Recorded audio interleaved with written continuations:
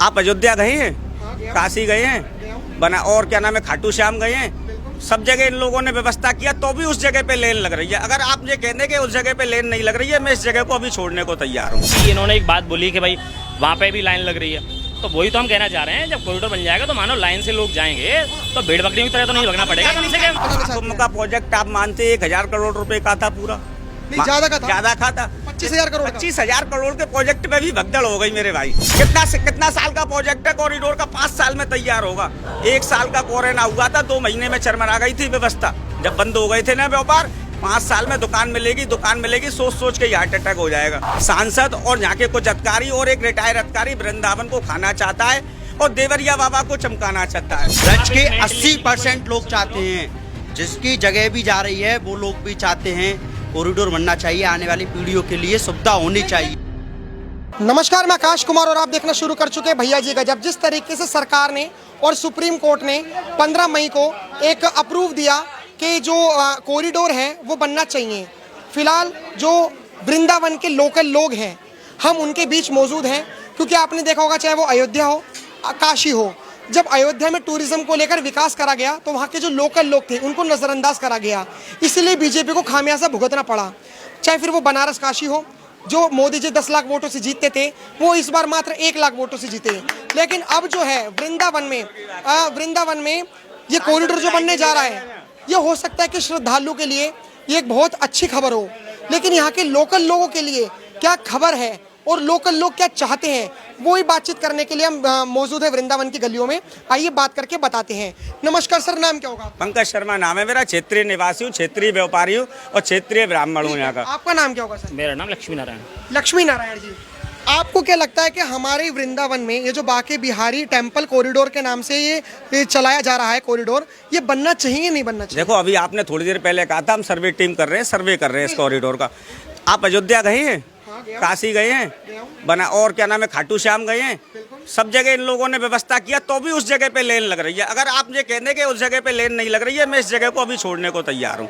इतना बड़ा कॉरिडोर बनाने के बाद भी वहाँ लेन लग रही है, इस बात का कैसे विश्वास किया जाए कि क्या नाम है फिर पब्लिक नहीं मरेगी, फिर पब्लिक को गर्मी नहीं लगेगी, फिर पब्लिक दबेगी नहीं। आप लिख के दे दीजिए, यहाँ के डीएम साहब लिख के दे दें कि कॉरिडोर बनाने के ना व्यवस्था सुचारू रूप से ढंग से। भैया मेला लगा, मेला तो मेला जब हल्ला होता है ना, मेला लगा एक कुश्ती दंगल का हल्ला होता है, गांव के गांव पहुंच जाते हैं कुश्ती दंगल देखने को।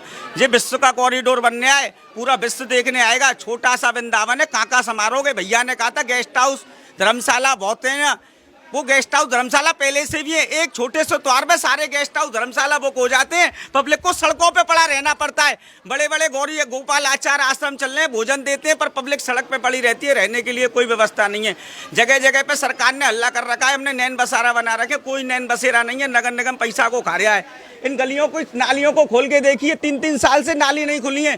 आप यहाँ पे व्यवस्था तो कर नहीं पाए, उस व्यवस्था को बिगाड़ के और पब्लिक को क्या नाम है परेशान करना चाहते हैं। ठीक है, आपको लगता है कि कॉरिडोर बनाने से पब्लिक परेशान होगी? सब परेशान हो ठीक है, अब हमारे साथ मौजूद है नारायण जी भी, अब इनसे भी बात करते हैं। क्या आपको लगता है कि कॉरिडोर बनने से व्यवस्था बिगड़ेगी, या कॉरिडोर बनने से शायद फ्यूचर में, भविष्य में टूरिज्म को एक बूस्ट मिलेगा?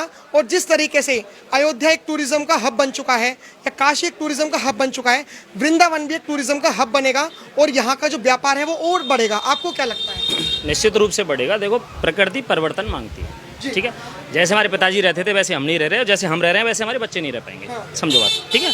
जैसे यहाँ पे पहले कुछ था वो अभी नहीं, और आगे आने वाले समय पे शायद कुछ ना हो ऐसा, ठीक है। सही बात ना। इसकी इन्होंने एक बात बोली कि भाई वहाँ पे भी लाइन लग रही है, तो वही तो हम कहना चाह रहे हैं, जब कॉरिडोर बन जाएगा तो मानो लाइन से लोग जाएंगे तो भेड़ बकरियों की तरह तो नहीं लगना पड़ेगा कम से कम, ठीक है। सिंगल लाइन, अगर सिंगल लाइन यहाँ पे अगर लगाओगे तो ये जो भेड़ बकरियों की तरह लोग यहाँ पे स्टे रहते हैं, ठीक है, तो लाइन तो लगेगी आपकी बात है मायावती हॉस्पिटल तक। समझो बात को, ठीक है। या तो लाइन की व्यवस्था में कम से कम जगह चौड़ी होगी तो उसको रेलिंग को हम घुमा तो सकते हैं। अब इतनी सी जगह में रेलिंग को कहाँ घुमा लोगे आप, ठीक है। बात वो है ना, तो ऐसा नहीं है। देखो, कॉरिडोर बनेगा, विकास बहुत तेजी से होगा। आपको क्या लगता है अगर कॉरिडोर बनेगा तो क्या क्या फायदे हो सकते हैं? क्यों नहीं होंगे? व्यापार में बहुत ज़्यादा फायदा होगा। आज जहाँ पे गेस्ट हाउस मानोगे 2000 है, वो 4000 होंगे, ठीक है। यहाँ पे जो ट्रेवल्स है उसको भी बहुत ज़्यादा फायदा मिलेगा। होगा क्यों नहीं? फायदा तो होना है, ठीक, सबको होगा। बस इतना है कि यहाँ पे जो इन्होंने बोला कि जो मोर बंदर हितकारी भोजन कीजिए हरदास दुलारी। ये वृंदावन गौचरण भूमि है, गैयाओं का वृंदावन है। बिल्डिंग बना दिया है भूमाफियाओं ने। जे वृंदावन बंदरों का वृंदावन है, जे बंदर मोरों का वृंदावन है, जे बंदर अभी जे गोवर्धन के है मेरे भैया, तलेटी में रहते, मैं वृंदावन का हूँ। गोवर्धन के हैं। आप एक बात बताइए, पूरा ब्रज मंडल जो है क्या है, रसिकों की नगरी है। मेरी बात को समझिए। आपको अभी इनने कहा था कि सब जगह ग्राउंड है। जब वर्तमान में कुंज गली है, कॉरिडोर सुतई बना हुआ है, पब्लिक को मेंटेनेंस करके भेजा जाए, पब्लिक को लाइन से भेजा जाए, पब्लिक को क्या नाम है सुचारू रूप से भेजा जाए, जगह जगह पानी की व्यवस्था हो, ठंडे ठंडे पंखा चले, गलियों में मैटिंग बिछाओ, सब व्यवस्था सुचारू रूप से चल सकता है। मैं एक बात बोलते हैं, इन्होंने बार बार फिर बोला ये गोवर्धन के, समझना बात को। एक बात बताइए, मेरे को एक चीज समझ नहीं आती। जब महाराष्ट्र में लैंग्वेज को लेकर विवाद होता है या कर्नाटक में लैंग्वेज को लेकर विवाद होता है, तो पहली बात तो हम भारतीय हैं, हमारा कॉन्स्टिट्यूशन ऑफ इंडिया कहता है कि हम संघ हैं, हम सब एक हैं। अब यहाँ तो राज्य भी नहीं है, यहाँ तो मेरे को लगता है कि 35 किलोमीटर की दूरी पे। मतलब ये गोवर्धन ब्रिज में नहीं आता, ठीक है, इनका कहने का मतलब ये गोवर्धन ब्रिज में नहीं आता। बोलिए बाहर के लोग, इनको क्या पता है। और रही बात नहीं ये बंदरों वाली जो बात बोली है, मैं आपको एक और बात बता दूं। यहाँ पे बंदर जितने भूखे रहते हैं और कहीं नहीं रहते। यहाँ पे बंदर जितने भूखे रहते हैं वो और कहीं नहीं रहते। गोवर्धन की तलेटी में, ठीक है, मैं बताऊँ, सुनो पहली बात सुन लो। गोवर्धन में क्या है, तलेटी में स्पेस बहुत है, ठीक है। वहाँ हर 100 मीटर पे आपको केला और चने का ठेला मिल जाएगा, तो वहाँ से केला चना उनको खिला दो तो वो आराम से खा पी के तलेटी में पड़े रहते हैं। यहाँ पे क्या है, छोटी छोटी गलियाँ हैं। मार्केट में अगर आप केला चना उसको बंदर को डालोगे तो मार्केट में जो बंदा दुकान वाला उसको प्रॉब्लम होगी कि यहाँ पे क्यों भाई केला चना डालो। इस वजह से बंदर रहते हैं मैक्सिमम टाइम भूखे, तो उनके यहाँ पर्स वगैरह ये छीनना या फिर चश्मा छीनना, मोबाइल छीनना, ये बंदर ऑटोमेटिकली ये सीख जाते हैं, उनका पेट भूख रहते हैं। हेमा मालिनी के पास गए थे तो हेमा मालिनी जी ने अपना एक डायलॉग बोल सकते हो कि उन्होंने एक छोटा सा डायलॉग बोला कि अभी नहीं तो कभी नहीं।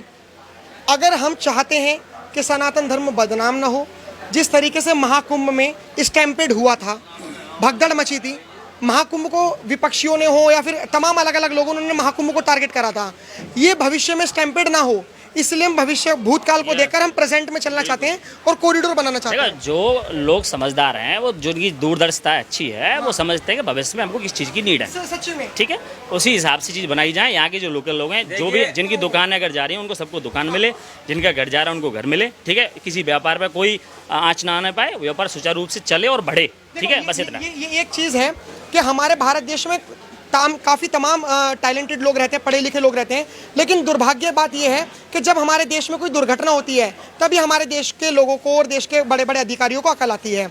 हमारे प्रयागराज महाकुंभ में स्टैम्पेड हुआ, शायद बेंगलुरु की सरकार को अकल नहीं आई थी, इसलिए जो आरसीबी था बेंगलुरु में जो चल रही थी परेड, उसके चलते हुए भी स्टैम्पेड हुआ। लेकिन हम इसे कह सकते हैं कि जो महाकुंभ में हुआ उसको सोचकर सरकार ये कॉरिडोर बनाना चाहती है। का प्रोजेक्ट आप मानते 1000 करोड़ रुपए का था पूरा? नहीं, ज्यादा का था 25,000 करोड़। 25,000 करोड़ के प्रोजेक्ट में भी भगदड़ हो गई मेरे भाई। 25,000 नहीं, सुनिए मेरी बात सुनो। आपने कहा था कि व्यवस्था 25,000, सरकार ने 25,000 करोड़ कर खर्च करने के बाद भी भगदड़ हो गई। आप माननीय सांसद जी से, माननीय डीएम साहब से, माननीय एसएसपी साहब से और मेरे जैसे भाइयों से सबसे एफिडेविट ले लीजिए। मैं अपनी क्षेत्र की जनता के साथ कॉरिडोर बनाने को तैयार हूँ कि कॉरिडोर बनाने के बाद कोई जनहानि नहीं होगी। इसको आप लिखित में दिला दीजिए हमको। मैं पूरी जनता को लेकर साथ हूँ, आपके कॉरिडोर बनना चाहिए। लेकिन ये लोग ऊंचे ऊंचे वादे कर रहे हैं, घर मिलेगा, मकान मिलेगा, दुकान मिलेगा। कितना साल का प्रोजेक्ट है कॉरिडोर का? 5 साल में तैयार होगा। 1 साल का कोरोना हुआ था, 2 महीने में चरमरा गई थी व्यवस्था, जब बंद हो गए थे ना व्यापार। 5 साल में दुकान मिलेगी, सोच के ही हार्ट अटैक हो जाएगा। लेकिन जो सरकार है वो आपको ये भी मुआवजा दे रही है, व्यवस्थित करे। सुनो, 5 साल तक हम क्या खाएंगे? 5 साल में कॉरिडोर में दुकान बन के मिलेगी। सरकार हमारे लिए व्यवस्था करे, हमको रहने की व्यवस्था करे, हमारे लिए धंधे पानी की व्यवस्था करे। पहले हमको व्यवस्थित करे, जब इस व्यवस्था को बनावे। नहीं तो क्या फायदा है व्यवस्था बनाने से? मैंने आपको बताया 12 घाट से लेके केसी घाट, आपको चलिए दिखा देता हूँ, पूरा खाली पड़ा है। सरकारी भूमि है, माँ बढ़िया भव्य गलियारा बने। 2023 में माननीय विधायक श्रीकांत शर्मा जी ने अपना प्रोजेक्ट दिया था कि बहुत भव्य गलियारा बने, कुंज गलियों में से थोड़ी थोड़ी पब्लिक आवे, धीरे धीरे करके भेजा जाए और आराम से सुलभ तरीका से दर्शन हो जाएगा, जूता चप्पल आवे नहीं। ये विधायक जी का प्रोजेक्ट है, मैं आपको दिखा सकता हूँ माननीय श्रीकांत सर में। लेकिन उनकी एक भी नहीं चलने दी। सांसद और यहाँ के कुछ अधिकारी और एक रिटायर अधिकारी वृंदावन को खाना चाहता है और देवरिया बाबा को चमकाना चाहता है। मेरे को एक चीज बताइए, अगर शॉर्ट में मैं पूछूं, क्या क्या नुकसान होंगे? बहुत नुकसान होंगे। नुकसान बताइए। सबसे पहला नुकसान है यहाँ की संस्कृति नष्ट हो जाएगी, जो दोबारा नहीं मिल सकती है। संस्कृति का ये जो इमारतें बनाई हैं 50 साल पहले, ये सब एक सी हो सकती है। अभी भी व्यवस्था हो सकती है, जो व्यवस्था बिगड़ गई है वो सुधर सकती है। फिर मैं आपसे कह रहा हूँ, इस नाली को खुलवा लो, पूरी भर रही है, 3 साल से साफ नहीं हुई। जब ये साफ होगी जब तो व्यवस्था होगी। ये ठीक है। दूसरी कमी ये है कि यहाँ का व्यवस्था बड़ा खराब हो जाएगा, चरमरा आ जाएगी वृंदावन की स्थिति। ये ऐसी स्थिति समझ जाएगी कि पूरा वृंदावन कॉरिडोर बनाना पड़ेगा। ऐसी स्थिति बेकार हो जाएगी यहाँ की, क्योंकि जो पब्लिक देखने आएगी उसको संभालने के लिए गवर्नमेंट के पास, आज आप देखिए मल्टी लेवल पार्किंग का पूरा फुल हो जाता है। एक छोटा सा रविवार में मल्टी लेवल पार्किंग फुल हो जाता है। वृंदावन में पाम रखने की जगह नहीं होती है, जगह जगह जाम की स्थिति पैदा हो जाती है। जबकि क्या नाम है, पब्लिक प्रशासन कितना हमारा मदद कर रहा है, गाड़ियों को रोक रहा है, प्रशासन पब्लिक को रोक रहा है, तो भी जो व्यवस्था खराब हो जाती है। हाँ, मैं आपकी बातें जो समझ पा रहा हूँ, वो आपका मोटा मोटा कहने का मतलब ये है कि जैसे महाकुंभ में समझे नहीं, जैसे प्रचार करा गया था, धन दौलत माया नहीं रह जाएगी और भजन साथ में जाएगा, गोविंद साथ में जाएगा, जो 7 पीढ़ी तक हमारी नहीं बैठा रहेगा। वो धन दौलत व्यापार बढ़ने से क्या करेंगे हम लोग, पैसा कमा के क्या करेंगे, जब जो है क्या हमारा सब कुछ ही नष्ट हो जाएगा ना, उस पैसे का क्या करेंगे? 5-5 करोड़ मिल रहा है, खूब डीएम साहब कह रहे हैं नहीं चाहिए हमको, क्या करेंगे उस 5 करोड़ रुपए का? चोर डकैत लग जाएंगे। मेरी बात को समझो मेरे भाई, जो मिल रहा है जो है उसका व्यवस्था किया जाए, समझने का दरकार है। यहाँ के लोगों के साथ और विशेष करके यहाँ के पर्सनल लोगों के साथ, यहाँ के निवासियों के साथ मीटिंग होना चाहिए, उनके हिसाब से सर्वे होना चाहिए, व्यवस्था हो जाएगा। मैं आपको वादा कहता हूँ, जहाँ पर अभी आपने देखा था पहलगाम पे हमला हुआ था, पहलगाम पे हमला हुआ था तो पहले रिहर्सल हुआ था, यहाँ का रिहर्सल यहाँ के लोगों को दे दिया जाए, कितने भी बड़े मेला में दे दिया जाए। अभी चरण दर्शन हुआ था, तीर्थ विरोध महासभा ने यहाँ का व्यवस्था संभाला था, एक भी आदमी को घबराहट भी नहीं हुआ। तो मैं अभी तक जो फैक्टर समझ पा रहा हूँ, वो 2 लोगों के फैक्टर ये हैं कि आप नहीं चाहते कि तब्दीली हो, कोई कॉरिडोर बने, तब्दीली हो, व्यवस्था हो। व्यवस्था के खिलाफ नहीं हूँ मैं। मेरा सवाल यही है कि आप नहीं चाहते कि ये कॉरिडोर नहीं बने, इससे लोकल लोगों को परेशानी होगी। आप चाहते हो कि कॉरिडोर बने ताकि लोगों को तो छोड़िए, जो आने वाले श्रद्धालु हैं उनको कोई परेशानी ना हो, जो स्टैम्पेड जो हमने भूतकाल में हमने इतिहास में देखा वो दोहराया ना जा सके। हमने चीज़ें बात करी आप लोगों से तो उन्होंने कहा अगर कॉरिडोर बनेगा तो वहाँ पे जगह जगह पानी की व्यवस्था होगी, जगह जगह वॉशरूम होंगे, जगह जगह रेस्ट हाउस होंगे, स्टैम्पेड होने की संभावना बहुत कम हो जाएगी और टूरिज्म बढ़ेगा। इससे जब मेंटेनेंस इतनी सारी चीज़ें होंगी तो खाली इंफ्रा ये कॉरिडोर में ये चीज़ें नहीं होंगी बल्कि रोड भी मर्ज होंगे। उस समय पे कोई मानो दुर्घटना होती है तो उसकी पूरी जिम्मेदारी गवर्नमेंट पे होगी, समझो बात को। लेकिन अभी कोई मानो छोटी मोटी दुर्घटना हो जाती है, मेरी बात सुन लो पहले, अभी लेकिन कोई छोटी मोटी घटना हो जाती है तो मैं क्या कह रहा हूँ, ठीक है, उस हाँ अभी अगर कोई दुर्घटना होती है तो कोई तो मंदिर पे डाल देगा कि मंदिर के कर्मचारियों की वजह से हुई है, कोई डाल देगा लोकल प्राइवेट गार्डों पर डाल देगा, कोई प्रशासन पर डाल देगा, तो आपस में। लेकिन जब कॉरिडोर बन जाएगा सारी जिम्मेवारी रहेगी गवर्नमेंट की, ठीक है, कोई भी आना नहीं हो तो गवर्नमेंट जिम्मेवार, सीधी बात है, सही बात, सीधा बनना। अब रही बात उस गलियारे की, ठीक है, अब इसकी क्या गारंटी है कि वो गलियारे में भी लोग समा जाएंगे? अब ज़्यादा आगे फिर क्या करोगे उस गलियारे का, बताओ मेरे को। तो ये जो हमने बनना चाहिए वृंदावन के ब्रज के 80% लोग यही चाहते हैं, कॉरिडोर बनना चाहिए। और आप ब्रज के इस mentally 80% लोग चाहते हैं, जिसकी जगह भी जा रही है वो लोग भी चाहते हैं कॉरिडोर बनना चाहिए, आने वाली पीढ़ियों के लिए सुविधा होनी चाहिए। लेकिन हमने जो हर चीज से सुविधा होनी चाहिए। उनका वो जो देखा था नोटिफिकेशन, सरकार का नोटिफिकेशन देखा था, सुप्रीम कोर्ट ने जो 15 मई को नोटिफिकेशन जारी करा था, हमने सुप्रीम कोर्ट का भी नोटिफिकेशन देखा था। उसमें लिखा गया था कि अगर कोई भी दुकानदार है, उसकी ज़मीन है, तो मुआवजा के साथ साथ आपको जो कॉरिडोर में दुकान बनेंगी उसमें भी आपको जगह दे दी जाएगी। तो आखिर में फिर ये विरोध हो किस बात का रहा है? विरोध तो देखो किसी बात का नहीं हो रहा है, किसकी सबके धंधे मारे जाएंगे। कुल मिला के बात तो ये है, जो इस टाइम पैसा छप रहा है वो पैसा छपना बंद हो जाएगा, सरकार के अंडर में हो जाएगा। हाँ, हम भी ये चाहते हैं, हमारी भी जगह जा रही है, हम भी इस बात को चाहते हैं, सरकार पहले जगह लेने से पहले ब्रज है जो वृंदावन है हमारा टूरिस्ट ही चलता है, पहले हमारे लिए थोड़ी बहुत सुविधा हो, फिलहाल जो लोग हैं सुविधा करें, ठीक है। जो लोग हैं हमने बात करके बताई, थोड़ी डिबेट भी हुई, तथ्यात्मक डिबेट हुई, जिसमें हमने जाना कि एक पक्ष वो है जो चाहता है कि कॉरिडोर बने, एक पक्ष वो है जो नहीं चाहता कॉरिडोर बने। कॉरिडोर बने उसके फायदे भी हमने बताए, कॉरिडोर ना बने उसके घाटे भी हमने बताए। फिलहाल आप क्या रखते हैं हमें कमेंट बॉक्स में जरूर बताएं। देखते रहे भैया जी गजब। धन्यवाद। जय हिंद।